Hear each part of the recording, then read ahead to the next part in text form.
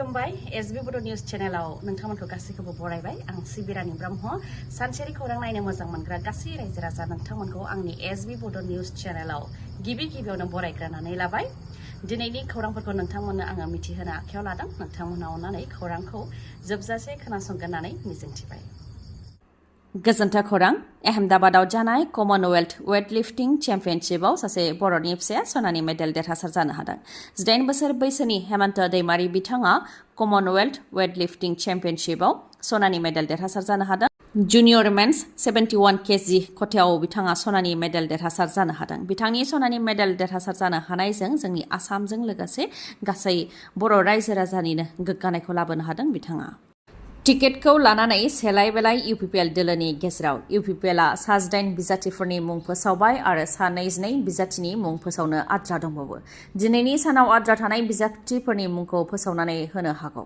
नाथाय टिकेटखौ लानानै गोबां सेलाय बेलाय बेले बेजे जानायखौ नुनो मोननाय जादों इउपिपिएल राजखान्थि दोलोआव मोजां मोननाय बिजाथिफोरखौ सायख'यैनि थाखाय गोबाङानो बिबानबो एंगारबाय इउपिपिएल दोलोनिफ्राय दा आरोबाव सुबाइजार बियाबावबो बेले बेजे गणेशर गयारिनो टिकेट होआब्ला रोजा इउपिपिएलनि मावथि आरो दैदेनगिरिफ्रा दोलो एंगारनो हुमखि सुबाइजार बियाबनि इउपिपिएलनि माखासे मावथि आरो दैदेनगिरिफ्रा खौरांगिरि मेल हांख्रायदों आरो बिथांमोना फोरमायथिदों दि गणेशर गयारिया थांनाय 10 बोसोरनिफ्रायनो इउपिपिएलनि जानानै खामानि मावबोदोंमोन थांनाय बिटिसि बिसायख'थियावबो इउपिपिएलआ सोरखाराव गैयाब्लाबो बिथाङा 19,000 भट मोननानैसो जेनदों बेनिखायनो बिथाङा फिन टिकेट मोननो नांगौ होननानै दाबि खालामो बेनि अनगायैबो गणेशर गयारियानो टिकेट मोनगोन होननानै सिगांनिफ्रायनो सावरायनाय जादोंमोन नाथाय दासो बिथांखौ नेवसिनो नागिरदों टिकेट एंगारनांगौनि थाखाय मिरु इउपिपिएलनिफ्राय गणेशर गयारिनि न'आव फैदों बेखौ गणेशर गयारिया मिथिहोदों होननानै फोरमायथियो नाथाय बिथांनो टिकेट होआब्ला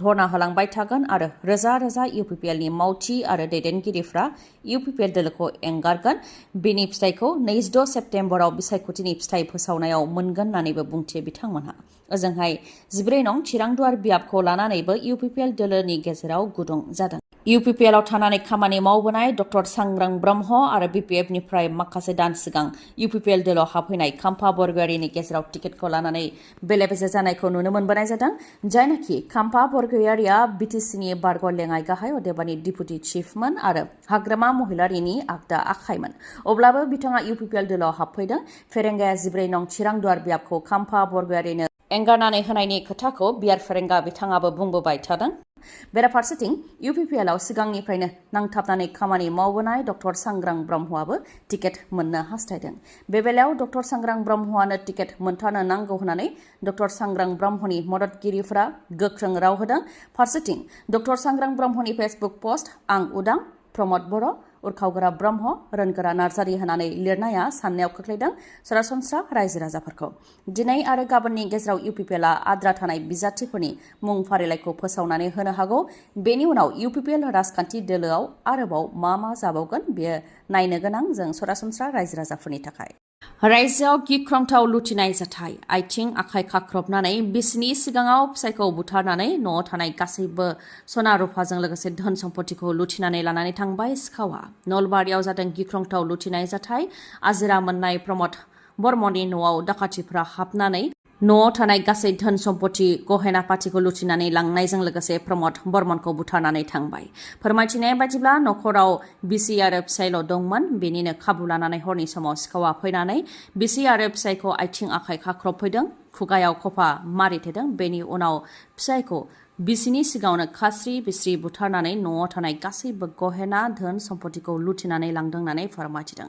जाथायखौ लानानै पुलिस थानायाव दा गसर होनाय जाबाय नाथाय दुथां दाखाथिफोरखौ दासिमबो हमनो हाथ'नाय जायाखै बिसायख'थिनि फोसावदिं मेल खुंनाया गोख्रोंनिफ्राय गोख्रोंसिन जादों न'खर थांनानै खुलुमनाय हाबाफारि लादों एमएलए लरेन्स इस्लारि बिथाङा सालाखाथि बियाबनि सिङाव थानाय कालिपुखुरियाव न'खर खुलुमनाय हाबाफारि लादों इउपिपिएल राजखान्थि दोलोआ दासिम मा खामानि मावखो आरो उननि समाव मा खामानि मावगोन बेखौ लानानै न'खर थांनानै खुलुमनाय हाबाफारि लादों इउपिपिएल राजखान्थि दोलोनिफ्राय एमएलए लरेन्स इस्लारि बिथाङा बेखौनो फोरमायथिदों दि कालिपुखुरि ओनसोलाव इउपिपिएल दोलोआ गेलेग्रा फोथार फाहामदों, क्लाबनि वाल बानायदों, मार्केट सेंसन जाबाय।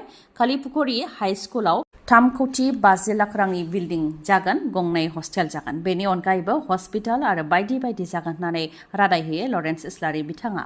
ओजोंहाय मसलपुर बियाबावबो राकेश ब्रह्मनि जानानै प्रमद बर' बिथाङा बिसायख'थिनि फोसावदिं मेल खुंनायाव मुखुब जादों। 2020 मायथाइयाव गेदेर सिमां लानानै इउपिपिएलआ सोरखाराव फैदोंमोन होननानै फोरमायथियो। 1947 भारत उदांस्रिनि उननिफ्राय जाय खामानिया जायाखैमोन बेफोर खामानिखौ इउपिपिएलआ मावबाय। 30-40 बोसोराव जोंनि आसामाव जि थासारि दंमोन बेनिफ्राय बोखांदों। लोगोसे 3,23,000 हानि जेंना सुस्रांबाय। 70,000 हा बायलाय फानलाय खालामनो हादों। बेनिखायनो जों रायजो राजानिफ्राय मदद मोनदों होननानै फोरमायथियो प्रमद बर' बिथाङा। थांनाय 17 बोसोराव बिपिएफ राजखान्थि दोलोआ गोजोन, रैखाथि, गासै हारि माहारिनि गेजेराव फोथायलायनाय बेफोरनि सायाव जेबोखौनो खामानि मावाखै होननानैबो बिपिएफनि सायाव आसि दिन्थियो प्रमद बर' बिथाङा। बिपिएफ दोलोआ नैथि खोलोबनि बिजाथिफोरनि मुं फारिलाइ फोसावनानै होनायनि उनावनो बिपिएफ दोलोनि गेजेराव रंजानायनि थासारि। रौता बियाबाव चरण बर' बिथांखौ बिजाथि फोसावनायनि उनाव हरनि समावनो रंजानायनि थासारि। रौता बियाबनि बिजाथि चरण बर' बिथाङा बेखौनो फोरमायथिदों दि रौता बियाबाव बिपिएफनिफ्राय 7 टिकेट दाबिदार दंमोन। बिथांमोनहा टिकेटखौ मोननो हायाखैब्लाबो मिरुनि जि फोसावनाय बेखौ गनायदों आरो बे बरायनाय हाबाफारियाव बिथांमोनहाबो बाहागो लाफैदों होननानै फोरमायथिदों।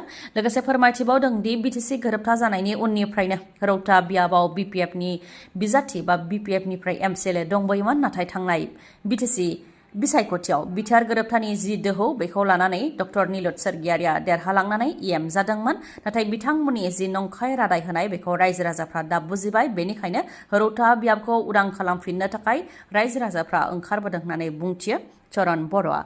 ओजोंहाय गयबारि बियाबावबो बिपिएफ दोलोनिफ्राय बिजाथि फोसावनाय जितेन मुसाहारि बिथांखौ गाजा गोमजायै बरायनायखौ नुनो मोननाय जादों। बिटिसि बिसायख'थिनि थाखाय बिपिएफ राजखान्थि दोलोआ आरोबाव 10 बिजाथिफोरनि मुं फारिलाइखौ फोसावनानै होबावबाय। थांनाय माखासे सान सिगां 22 बिजाथिफोरनि मुं फारिलाइखौ फोसावनानै होदोंमोन आरो मैयानि सानाव 10 बिजाथिफोरनि मुं फारिलाइखौ फोसावबावबाय। आद्रा थानाय 8 बिजाथिफोरनि मुं फारिलाइखौ दिनै फोसावनो हागौ। मैयानि सानाव फोसावनाय 10 बिजाथिफोरनि मादाव मानास सेरफाङाव जांगिला हाज'वारि, थुरिबारियाव खालिलुर रेहमान, सालबारियाव दिगन्त गयारि, कक्लाबारियाव सोमखोर बर', गयबारि बियाबाव जितेन मुसाहारि, भेरगाव बियाबाव मानसुमा बसुमतारी, नने सेरफां बियाबाव पौल टप, खालिंदुवार बियाबाव बनजार दैमारि, पासनय सेरफां बियाबाव श्याम सुन्दि आरो 40 रौता बियाबाव चरण बर'। गासै 10 बिजाथिफोरनि मुं फारिलाइखौ फोसावनानै होबावबाय बिपिएफ राजखान्थि दोलोआ। ओजोंहाय एपिबि राजखान्थि दोलोआबो थांनाय माखासे सान सिगां अदेबानि गिबि खोलोबाव 17 बिजाथिफोरनि मुं फारिलाइखौ फोसावनानै होदोंमोन आरो मैयानि सानावहाय 7 बिजाथिफोरनि मुंखौ फोसावनानै होबावबाय। बेनि मादाव गुमा बियाबाव दिलवार हुसेन, जमदुवार बियाबाव हरिकुलास बसुमतारी, सराइबिलाव नारा बसुमतारी, बनरगावआव मनज मुसाहारि, थुरिबारियाव रजराज बसुमतारी, सुबाइजाराव रजराज बसुमतारी, दरङाजुलियाव मनज गयारि आरो रौतायाव प्रमद बसुमतारी। गासै दासिम 25 बिजाथिफोरनि मुं फारिलाइखौ फोसावनानै होबाय एपिबि राजखान्थि दोलोआ। ओजोंहाय कंग्रेस दोलोआबो मोन 31 बियाबनि थाखाय गावसोरनि बिजाथिफोरनि मुं फारिलाइखौ फोसावनानै होबाय। बावैसो सान सिगां जोबथेसालिनिफ्राय बेलाव गनाय एनडिबिफोरनि खौरांगिरि मेल। एनआइए केसआव नांनानै थानाय एनडिबिफोर जाय 2 फांसिनि साजा आरो जाय 4 जिउ जोबजासे जोबथेसालियाव थानायनि साजा मोननानै दङ बिथांमोनहा आलाय सिलाय जानानै दङ बेखौ फोरमायथिदों बिथांमोनहा।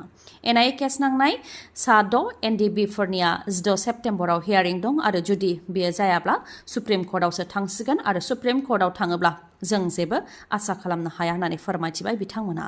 लोगोसे फोरमायथिदों दि जोबथेसालियाव थानाय एनडिबिफोरखौ उदां खालामनो थाखाय बिटिआर सरकारा बिबान लादोंमोन नाथाय गुरुत्व बा गोसो होनाय बायदिखौ नुनो मोननाय जायाखै।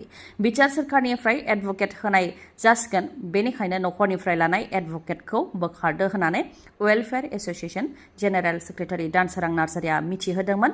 बे लेखायै नखरनिफ्राय लानाय उकिलफोरखौ बोखारनायबो जाबायमोन। नाथाय सोरखारनि फारसेनिफ्राय उखिल होनाय जायाखै। उखिल एके भट्टाचार्यआ बिथांजों जेबो रायज्लायाखै आरो बिथाङाबो बेनि सोमोन्दै जेबोखौनो मिथिया होननानै मिथिहोदों। बे बेलायाव बिचार सोरखारा दि गुरुत्व होआखै बेयाव सन्देह जादों होननानै फोरमायथियो बिथांमोनहा। जायनाखि 16 सेप्तेम्बरावनो हियारिंआ दं। दा गोदान उखिल हमनायनिबो समय गैला। बेनिखायनो सोरखारा थाबैनो जाहाथे बेनि सायाव राहा लायो बेनि थाखाय खावलायो बारग' एनडिबिनि सोद्रोमाफोरा।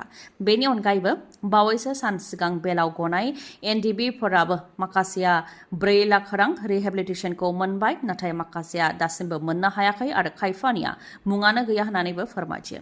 बेखौ लानानैबो बिआर फेरेंगा बिथांजों सावरायनाय जादोंमोन। बेनि उनाव 8 अक्ट'आव प्रमद बर', उरखावग्रा ब्रह्म, रोनगोरा नार्जारि आरो फेरेंगाजों जयैनो सावरायनाय जादोंमोन आरो गिबियाव 1 लाख रां हरग्रोगोन होननानै प्रमद बर' बिथाङा रादाय होदोंमोन। न'नि थिं बायदिफोरखौ जाहाथे बायनानै लानो हायो बेनि थाखाय 20 आगस्तनि सिगांनो रां होनो थाखाय प्रमद बर' बिथाङा रादाय होदोंमोन। नाथाय दिनैसिमबो रांखौ मोननो हायाखै आरो बिसायख'थिनि उनावसो बेफोर जासिगोन होननानैबो मिथिहोदों होननानै फोरमायथियो बारग' एनडिबिनिफ्राय। बिटिसि बिसायख'थिखौ लानानै क'क्राझार डिस्ट्रिक्ट मेजिस्ट्रेटनिफ्राय अर्डार फोसावदों। सेक्सन 163 BNSS फोसावबाय क'क्राझार जिल्लायाव। 163 BNSS नि सिङाव अथ'रिटिनिफ्राय गनायथि लायालासे public meeting, rally, procession, car rally, bike rally, human rally, loudspeaker, mela, फेर बायदिखौ खुंनो मोननाय नङा। बेनि अनगायैबो हाथियार, गुलि, बारुद, सिखा, लावथि, बोरला बायदि लानानै गिदिंथिंनो मोननाय नङा आरो लाइसेन्स थानाय हाथियारफोरखौबो लानो मोननाय नङा। फुजा फोरबोआव गावग्रा बमा बा क्रेकारफोरखौबो बायनो फाननो मोननाय नङा, लोगोसे गावनोबो मोननाय नङा। डिउटियाव थानाय पुलिस, आर्मि आरो आर्म फर्सआ बे सेक्सन 163 BNSS निफ्राय रेहाय मोननो हागोन। खौरांखौ जोबजासे नायनायनि थाखाय आंनि गोसो गोरबोनिफ्राय रोजा रोजा खुलुमनायखौ जासिहरनाय थाबाय। गाबोननि समाव आरोबाव जों बेबायदिनो गोदान खौरांजों लोगोसे लोगो मोनफिनगोनखौ मिजिंथिबाय। गोजोन्थों।